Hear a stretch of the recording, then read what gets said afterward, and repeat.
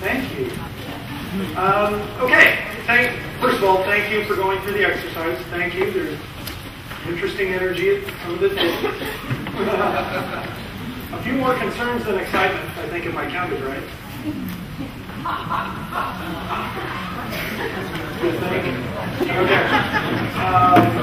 So, we've got some time, about 20 minutes, to do some Q&A. I'm supposed to go to Q&A. There. How's that? What's on your mind? The table folks can articulate themes, but it would be better if you got a question. What is it now? Logistics, because we got to get you on the mic. So Amy's here, Sarah's there. So Curtis. Okay. This came from our table. It's more of a question to the functional organizational design that we saw. Okay. So is this really the purpose, I guess? Is it centralization, consolidation? Is it organizational right-sizing, etc.? What's really, we talked about some of the drivers, but what's behind all the things? What is the driver for all of this? Well, I've got this document in my desk in the bottom drawer that I actually wrote before I even came to state government. Not true. The answer is yes to all the things you just said, but there's nothing behind the curtain. Okay. We do have to change the relationship with our customer. We do have to think more about what is the service delivery model for the services we provide. What is that model for all of state government? How do we get better at that? How do we, as leaders, influence that? How do we get more transparent about setting rates, about service levels?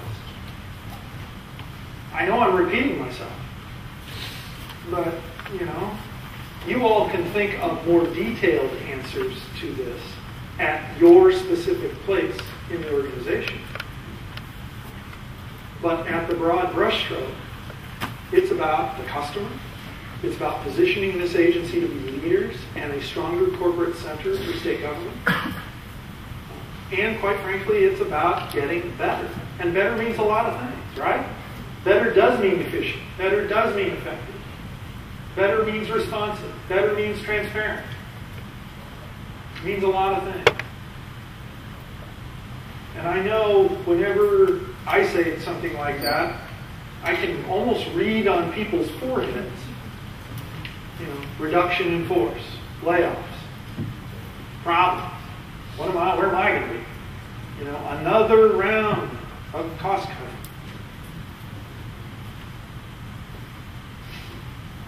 Those all may be true. But it's not because of this. This is because of that. The cause and effect relationship is reversed. Now, here's another thing. This isn't going to be right. Okay? We got to move. We cannot go back. We've got to move if we're going to get ahead of the curve on some of these challenges we face. But if we hold these meetings once a year, I guarantee you, either next year or 2 years from now, we will be sitting right here talking about this and saying to ourselves, what were we thinking? Because some part of it will be wrong. I guarantee you. And we'll be here going, how do we fix that? How do we tweak that? How do we get better at that? Because we didn't get that part quite right. So this is a journey. It's an adventure. We don't have all the answers yet. And certainly we don't have the level of detail necessary to make it work. But you know what? I will guarantee you there isn't anything behind the curtain that you haven't already thought of. You know all the answers. In fact, you know most of the questions. We just have to figure out a way to coalesce around the right questions and get the right answers the most times possible. But if there's something new behind this or something that hasn't been divulged, I will tell you only you know it. So you better tell me. Brian, you're way off in the corner over there. Is there somebody close? Oh, Amy. All right, Amy's got it.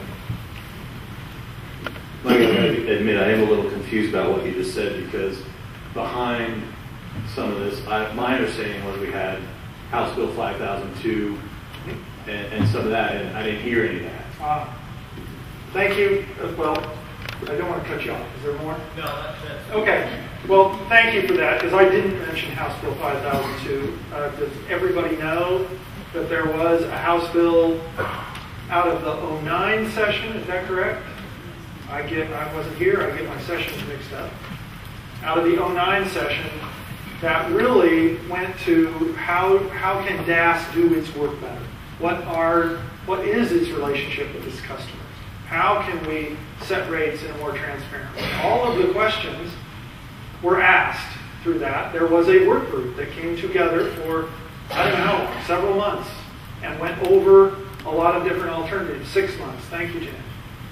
And out of that work came this notion of entrepreneurial management and how to change the frame within which DAS does its work. Mostly about the provider-customer relationship. There is a report. If you'd like it, we can get you one. So there is some background information that came out of a House bill that was passed in the 09 session. So this didn't come out of thin air. There was an advisory group made up of both people in DAS and customers from outside DAS called the EMAC, Entrepreneurial Management Advisory Committee, that met for several months, 6 more months, and helped us coalesce kind of the ideas around this, the fundamentals of it. So, not a new idea. As I said before, we were on a journey. It started before today. It's going to keep going beyond today. Oh, George, you have to submit all your questions in writing, George. No. Here you go. Okay. Good? What's up, George? Thank you. Stand back. Give me air. I expressed these in the ENAC meeting. Yep. And it has to do with my concern with the pace of change. Yep. And my concern over my observations.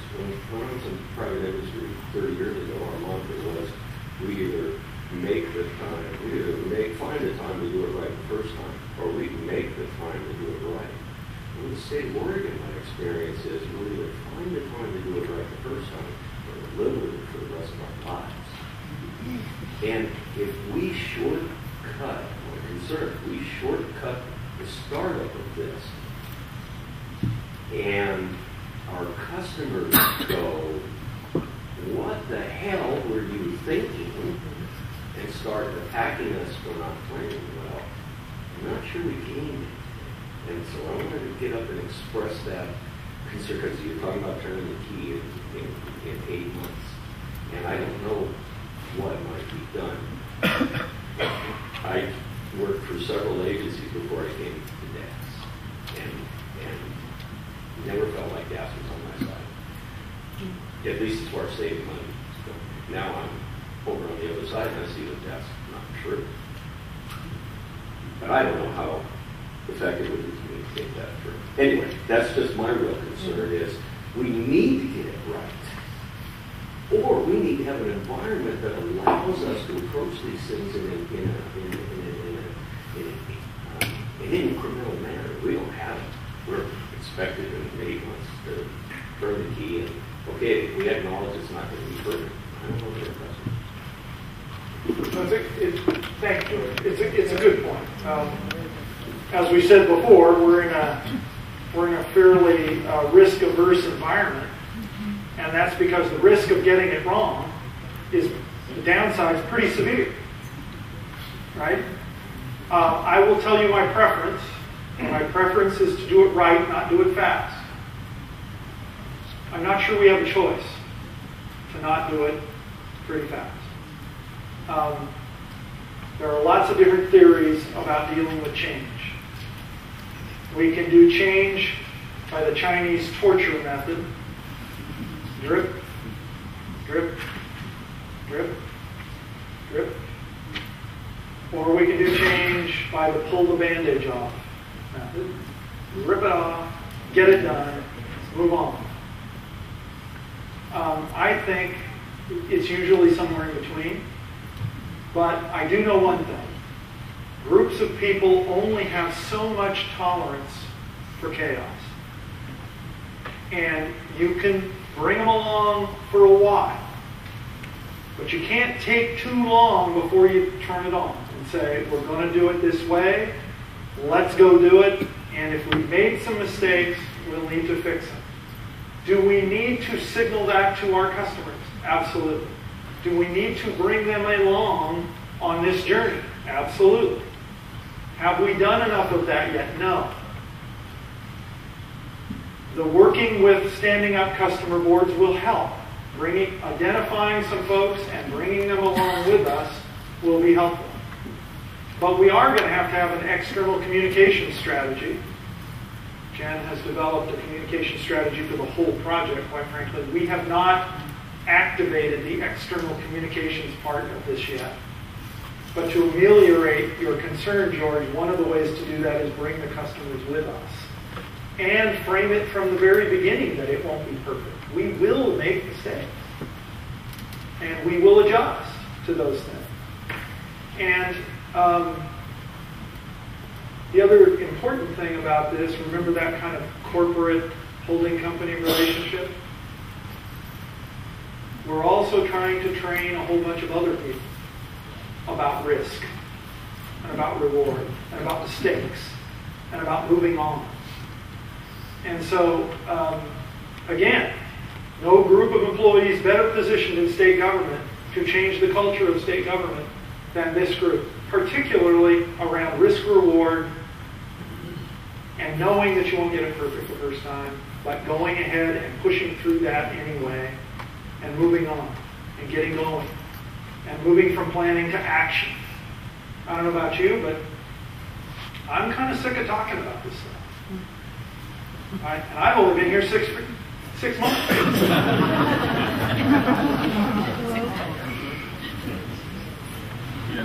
So I'd like to start doing something. And we're gonna. But George, your points are well taken, and we need to keep them in mind. Thank you. Yeah, go ahead, right here. Sarah? I haven't even been to this side of the room. I got to get over here.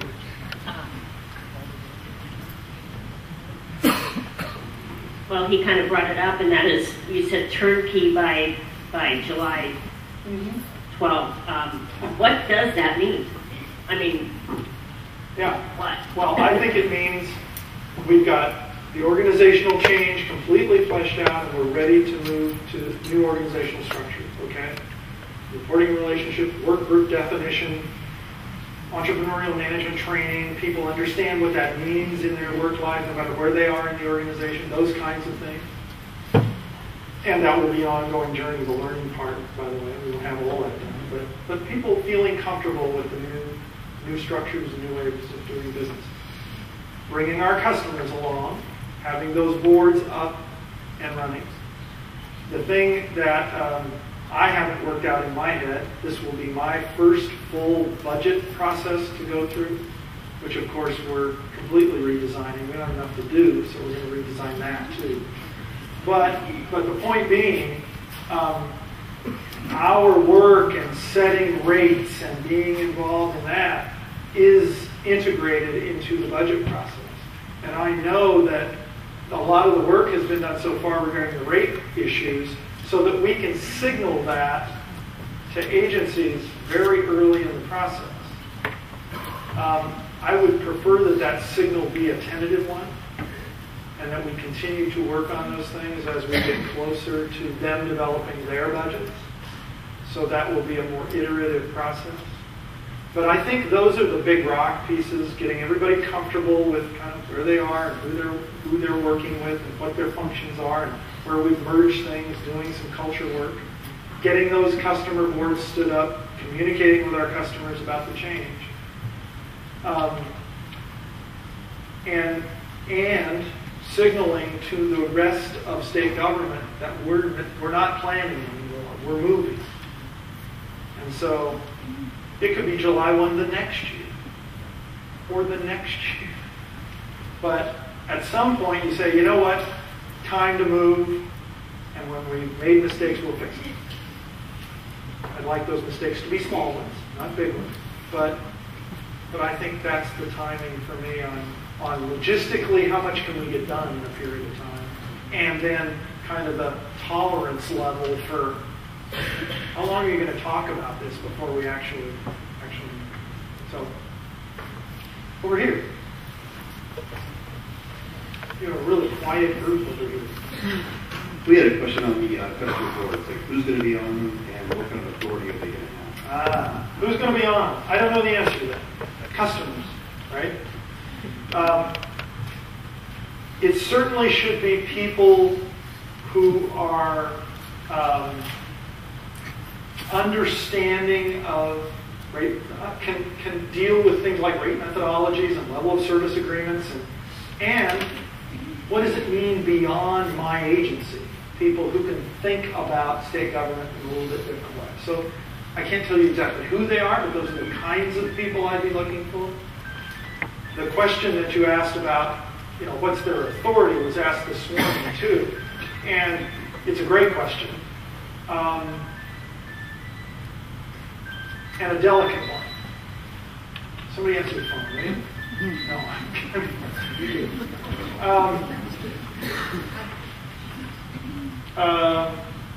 Where was I? Oh, it's a delicate one. And here's why. We don't want necessarily a customer board that gets to do anything they want and has the authority to do that. Nobody has the authority to do anything they want, right? I don't get to jump in my car and go drive 150 miles an hour down I-5, even though I might want to. But what does the box look like within which they can do what they can? So how do you set up the parameters so that the board feels empowered to act as the customer in this relationship, unencumbered, and yet has boundaries within which they get to play? We are developing, and the EMAC, again, this Entrepreneurial Management Advisory Committee, worked on the drafts of a charter for the customer boards. So kind of who should be on, what's their power, how do they make decisions, blah, blah, blah, blah, blah. We have those in draft form, they're not finalized. We still have to think about what is that box within which, I'll get to you, hang on a second. Oh, what's the, right here, what's the box within which they get to play? Now, if they are entirely advisory, and they don't get to make any decisions, I'll tell you, if I'm a customer, I won't play that game. Because I'll make a bunch of advice to somebody like me, and then he's just going to do what he wants. How long does that relationship continue? And it becomes just another one of the thousands of advisory boards we have in state government. So they got to have some authority, some power as the customer to play this game. Obviously, nobody gets to do everything they want. So how do you draw the box? That's the challenge, I think, for us, the delicate part. Yes, ma'am. I would want to serve on it, on your board, but this is an unpaid situation? Yes. I mean, they represent customers, right? The customers inside state government.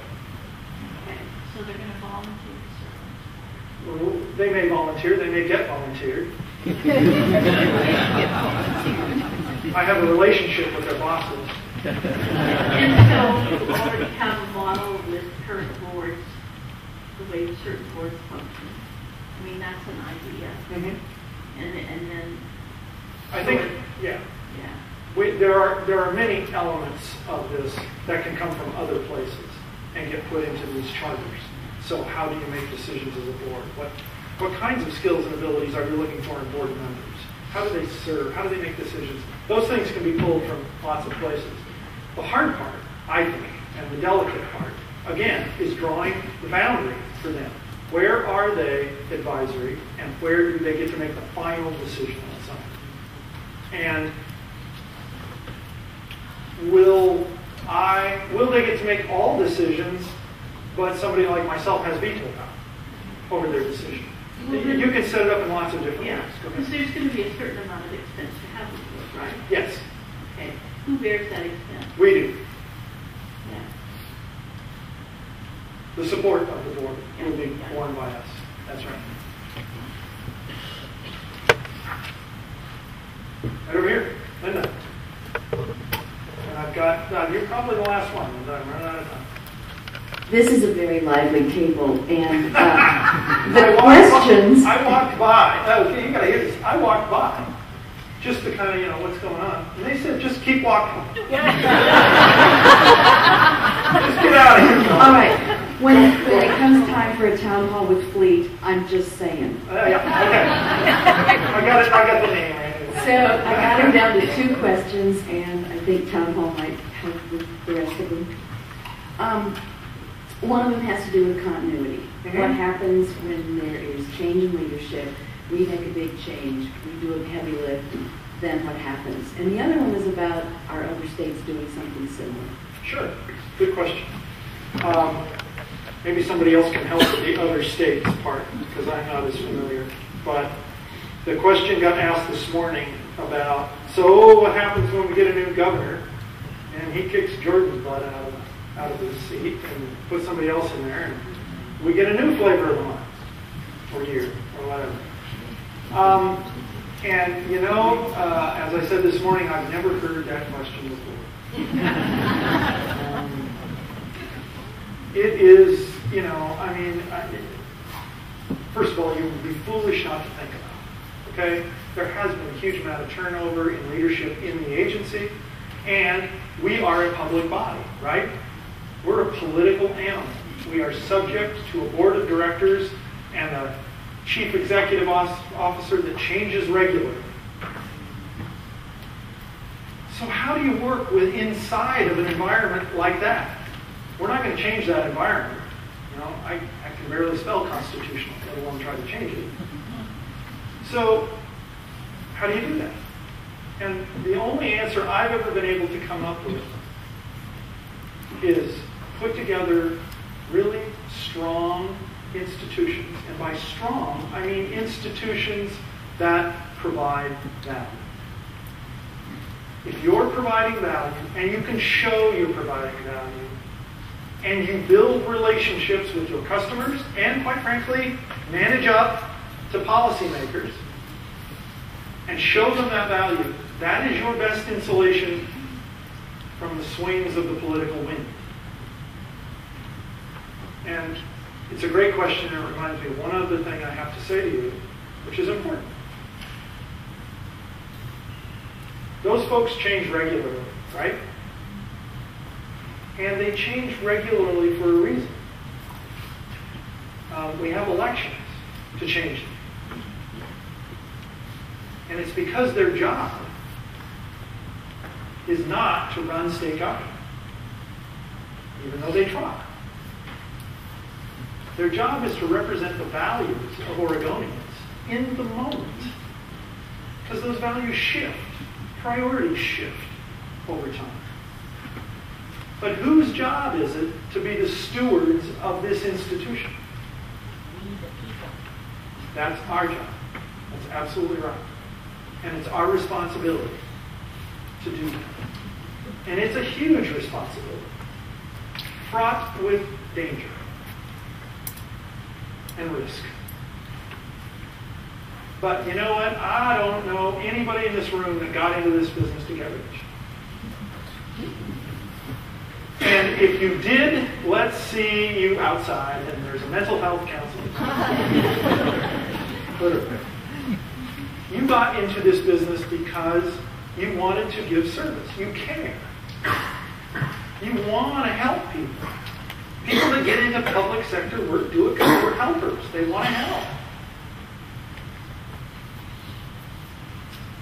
We are the stewards of this institution. And I'm going to get way out on the maudlin end of things here for you. We are also the stewards of democracy. The confidence that Oregonians have in their government is not dependent on elected officials. It is dependent on us to provide services to them in a reasonable way, at a reasonable cost, that they can use, that help their communities be better places. And that is not elected officials' jobs. That's our job. And it's an important job. You should be proud of it. You do it very well. You don't get credit for it very much, but you do it very well. You do it so well that now we got to get better at it, right? We should always be thinking about getting better. That's our job. It's an important thing. It's a responsibility, and it's a privilege and a challenge. If we weren't trying to do that, as I've been fond of saying, we'd all just be loads on the air conditioner. We should be doing it. We should be thinking about it all the time. Okay, we got another exercise coming, and I've gone over time. So, we have... No, I brought my own. Oh, did you? Okay, this is the fun part.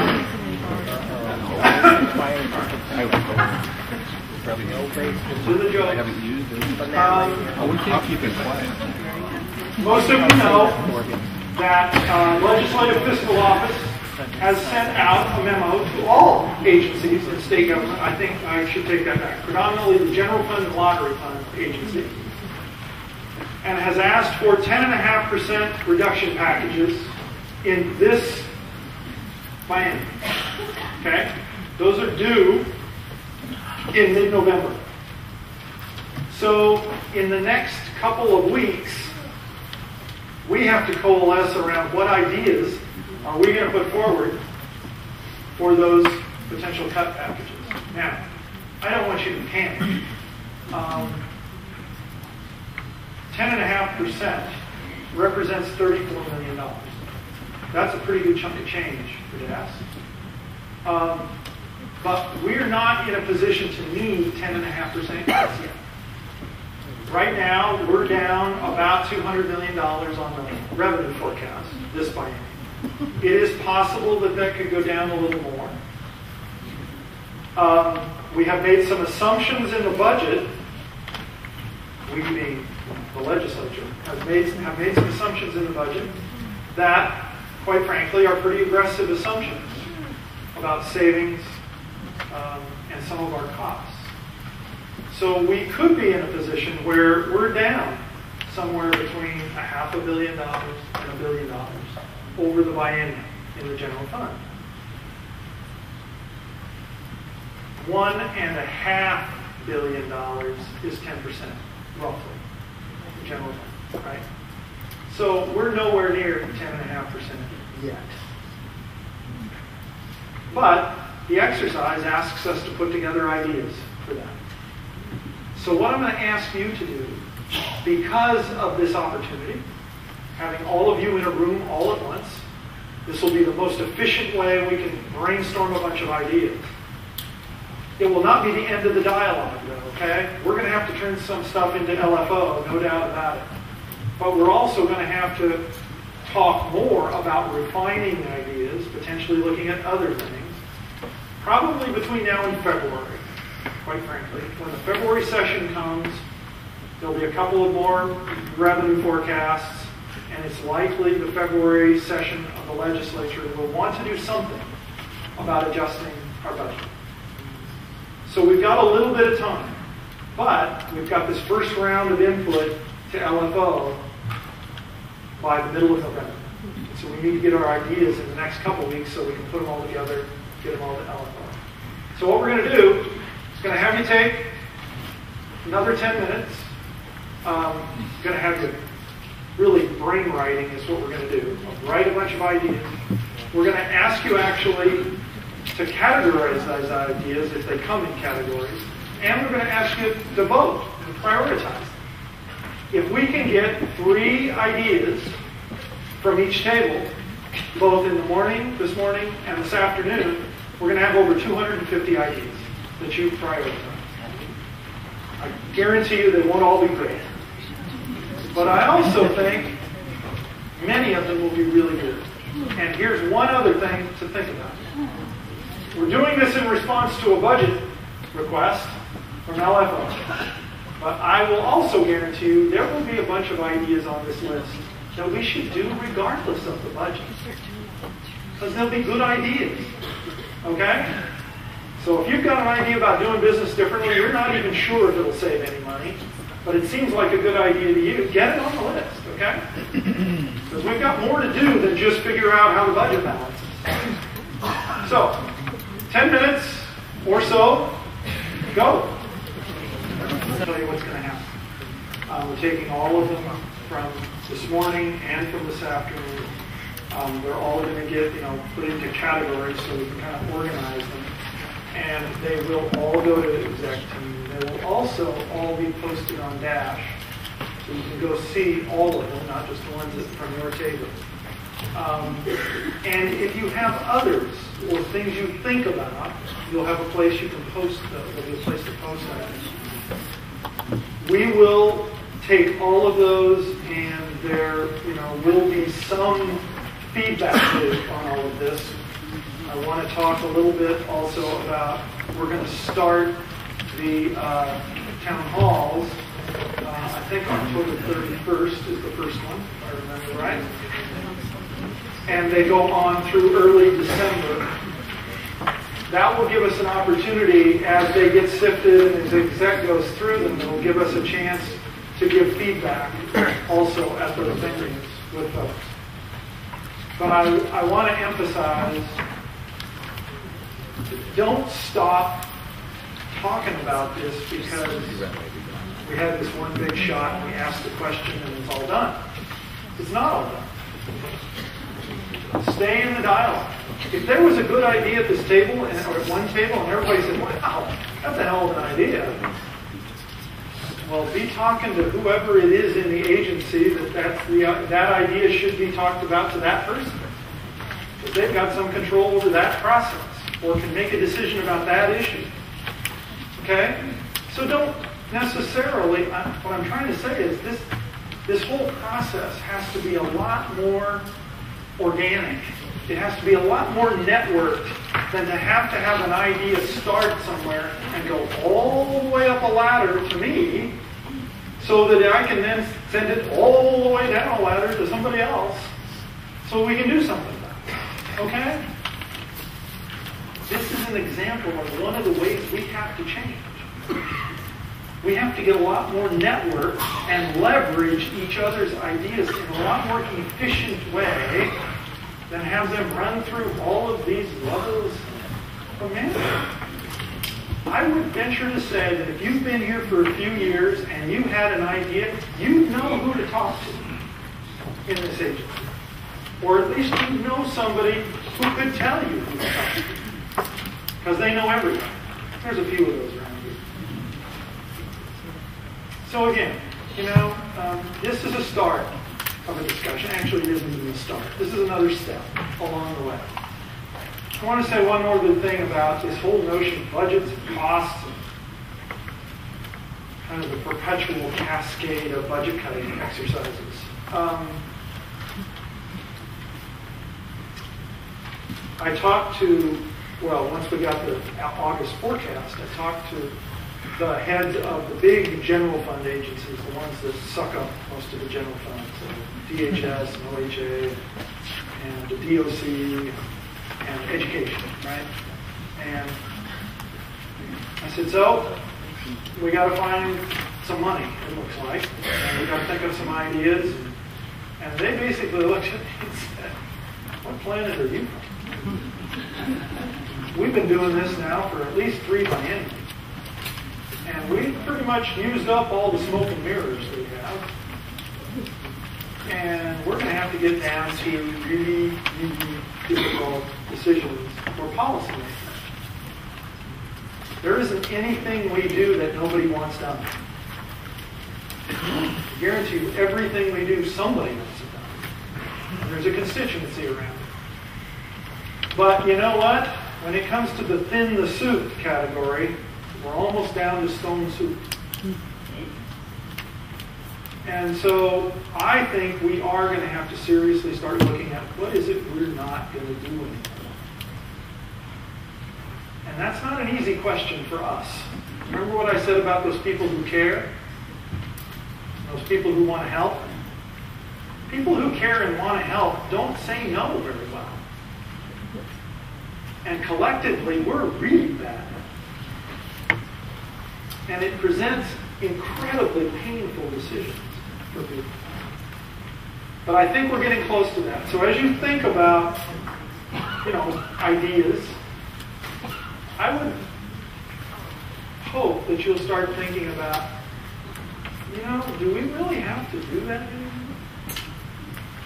Are there things we just don't have to do? I don't know the answer to that question, but I'll bet all of you have some idea. So a few wrap-ups. First of all, before I forget, something like this does not happen. The tables all don't get set up, and food doesn't get out there, coffee doesn't get made, and all the handouts don't get done without somebody working really hard. So I want to thank sound technician Stephen Stein, right back there. Stephen.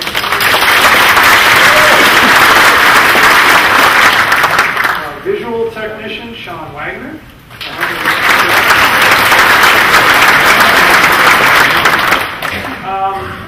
I want to thank all the table facilitators for volunteering their time. They did it both morning and afternoon.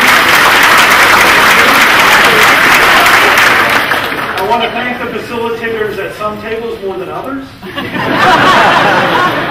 And you know who you are. We had volunteers that greeted people and made sure things were copacetic for everybody and everybody was comfortable, so thank all of them, the volunteers.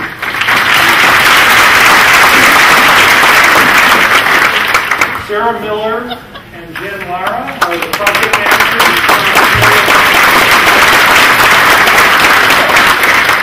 And more than anything else, I want to thank Amy. Amy is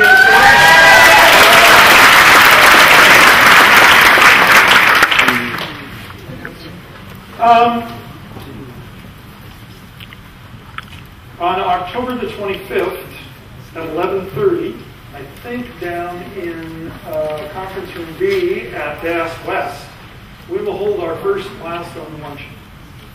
So we'll be doing these about once a month, maybe some months we don't do them, but mostly once a month. It's one time in 5 years that we say thank you. Okay? So when you come up on the 5, 10, 15, 20 anniversaries, I'd like to invite you all to lunch and say thank you. And it's not very much. It's clearly a token. But we don't do enough of that. And I know that in times when we're cutting budgets, people will say, oh my goodness, we're spending money on a luncheon once a month, but we're cutting budgets, and people might be getting laid off. I think that's all true. But you know what? I have a dual concern during these times. One is for people who get laid off. It's really, really difficult and really, really hard.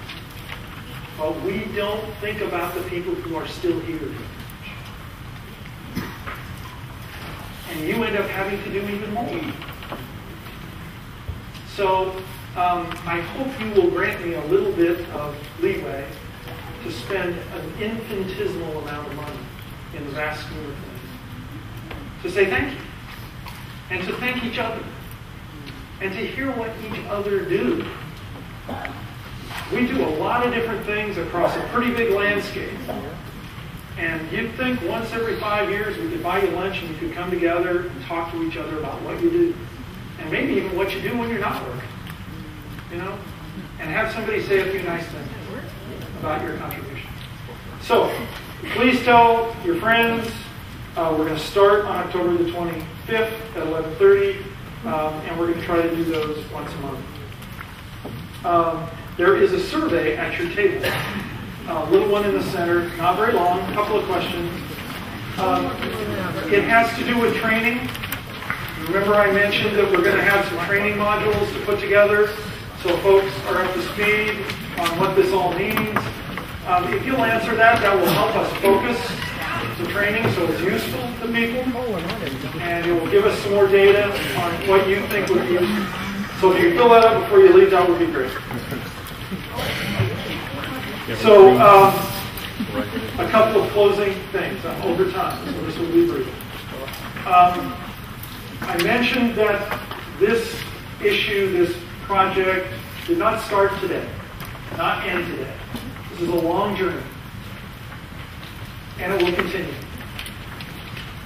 I hope you don't ever forget that because we're often talking about problems we face, barriers to get over, ways to get better, that we don't lose sight of the fact that you guys do great work every day. Okay? You really do. I haven't been here a long, long time, but I've been here long enough to see people do their jobs and see the results of their work. And in many cases, it's extraordinary. And we have been in the cross-cutting world for a while, and you guys have always found a way to fill in the gaps, keep the thing running, get the beer out, do a great job. So we all, I think, as human beings, focus on what we can fix. What are the problems? Don't ever forget that you're doing great work, okay?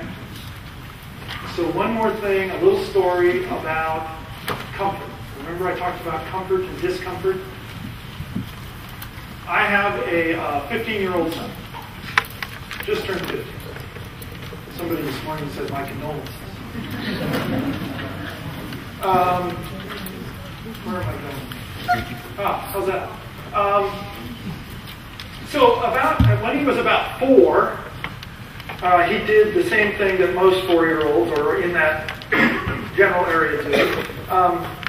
They get locked into something, and they want to do it over and over and over again. So he got locked into watching a movie, Willy Wonka and the Chocolate Factory. And we watched it over and over.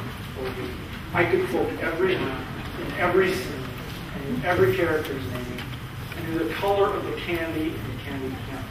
It was crazy. I watched it like 90 times in a month. And, but through all of that, I came to appreciate that Willy Wonka is now my favorite philosopher. And if you remember the movie, right after the kids and their parent, guardian, get into the factory, they hang up their coats, and the kids all sign, and they go into a hallway. And they all kind of get packed into this hallway, and it appears like the hallway starts to get really small. And nobody can really figure out what's going on. Everybody gets really, really anxious. And what do they all want to do? They all want to go back to where it was comfortable, where they knew what was going on, back to the lobby, where the world seemed normal.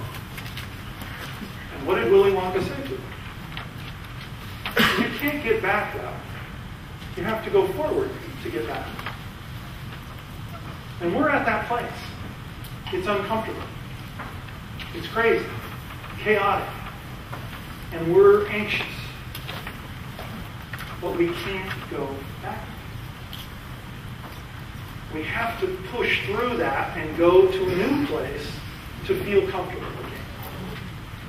And get comfortable with the difference. So we're never going to go back. I really wanted to thank you for taking the time today. It's hard to do this after lunch.